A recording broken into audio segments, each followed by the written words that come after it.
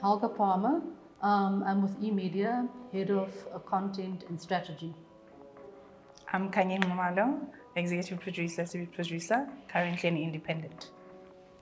How has your years of experience, shaped the type of leader that you've become today?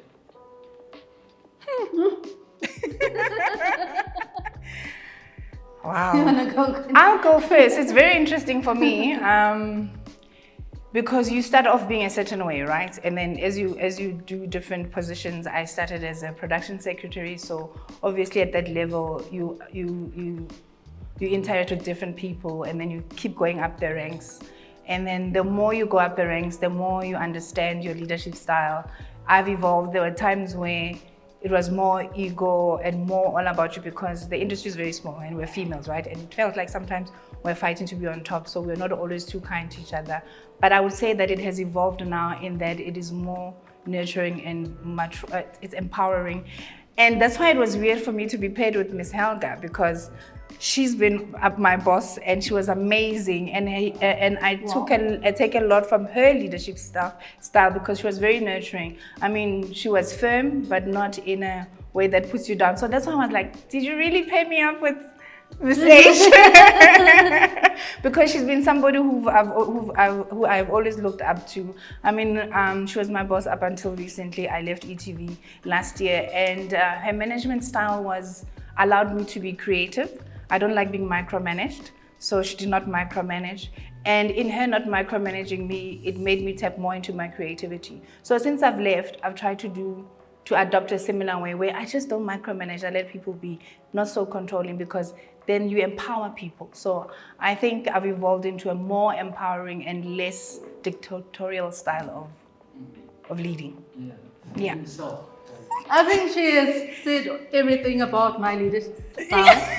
So what's left for me is actually just to say, like, when I started in the 90s in the television industry, the style of leadership was quite micromanagement in terms of reporting your every move as to where you're at and what you're doing and where you've been. And I always promised myself that, you know what, if I should be in a position of leadership, I would never you allow people freedom and they give it back to you tenfold in terms of the creativity and the responsibility towards you and towards the projects that they work on. So for me, it is obviously not micromanaging, but allowing people the freedom to live. How has having more women in these decision-making roles changed the type of stories being told? I would say when I started at ETV, right, Miss H obviously started, I call her Miss H, I'm going to keep calling her Miss H if you don't mind. She had just started, and then they offered me the job. And I would say from the time that she came in and we came, because I think I came in a month after. Yep. From where ETV was to where it is now, and the amount of producers they've given opportunities to, I think her being in the helm of it is really evident. I mean, if you go back now and see who's producing for ETV now, you'll see that there's more diversity, definitely more growth.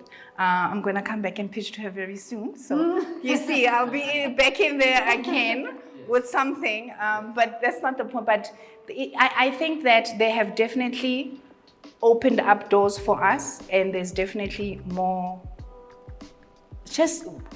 voices. We are heard. We may not necessarily still tell the stories that we want, because at the end of the day, it's about targets and LSM, what our audiences want.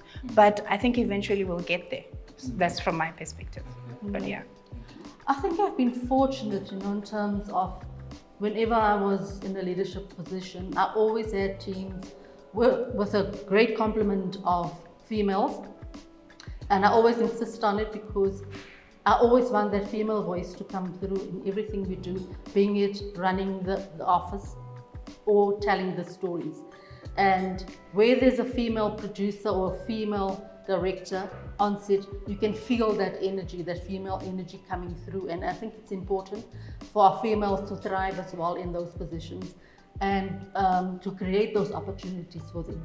And then can you guys share like an experience or even a moment that you are most proud of in your journey so far? For me, it's definitely where I am at now, and my position that I am at ETV, or rather eMedia. I think it has just been a long and a good journey for me in terms of what I've achieved. And this for me is really just a true reflection of my own capabilities and my strengths.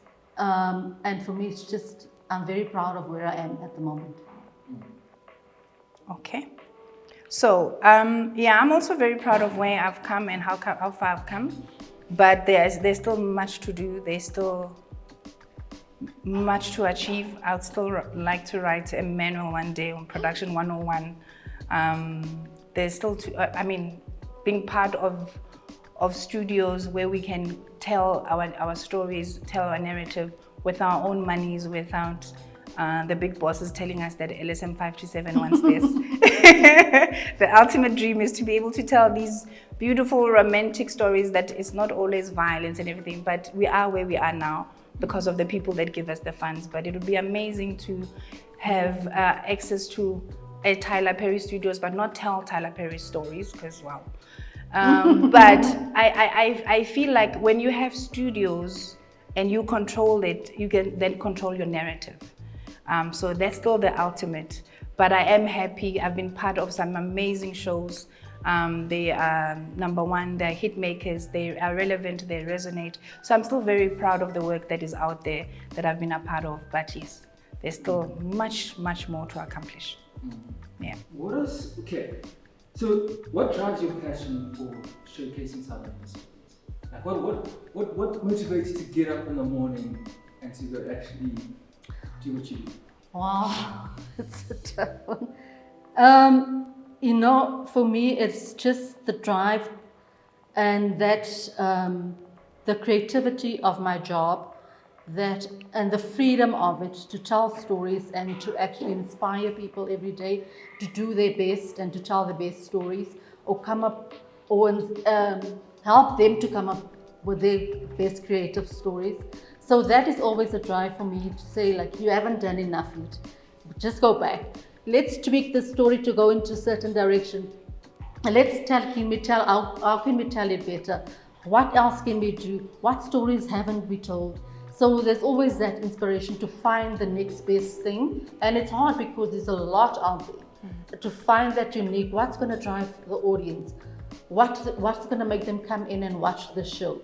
So it's always a challenge, and I'm always up for it. Yeah. With the rising of streaming platforms like Netflix, Prime Video, Showmax, ETV, eVod, VIU, how do you see the landscape of South African television evolving and the direction that we're headed? Look, I think where I'm sitting now, they are also going to have a challenge in a few years, your Netflix and because YouTube is coming and YouTube is taking over. So it just means that there are more content producers, and we just have to keep coming up with more creative things. But yeah, look, Netflix and Showmax are the next big thing. We already Matuke are already looking at producing their own content and selling it on YouTube, TikTok. So I'm not sure if it answers you, but there are a lot of content creators. They're getting younger and younger. The duration is getting shorter and shorter. So the challenge is for us that they still create a 30-minute, 44-minute, to keep it interesting, to keep it contemporary, to keep it, controversial. So the future is going to be very different. Yeah. It's going to be very different, and we just have to keep evolving and making sure that we're not left behind.